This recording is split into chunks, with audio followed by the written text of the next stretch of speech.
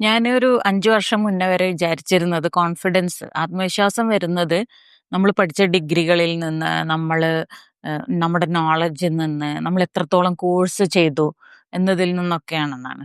പിന്നെയാണ് എനിക്കിത് മനസ്സിലായത്. ഇത് അങ്ങനെയല്ല ഈ കോൺഫിഡൻസ് വരുന്നത്. നമ്മളൊരു കാര്യം കൃത്യമായിട്ട് ചെയ്യാ. ഒരു മീൻപിടുത്തക്കാരനെ നോക്കിയാല് അയാള് കൃത്യമായിട്ട് ഒരേ സ്ഥലത്ത് പോകുന്നു, എന്നും വലയിടുന്നു, എന്നും ചെയ്യുന്നുണ്ട് ആ പ്രവൃത്തി.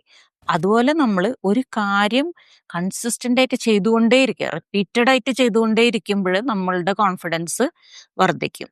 അപ്പോ നമ്മള് ആദ്യത്തെ തവണ നമുക്ക് ചെയ്യുമ്പോ ചിലപ്പോ കൈകള് വിറക്കുണ്ടാവും, ശബ്ദം വിറക്കുണ്ടാവും.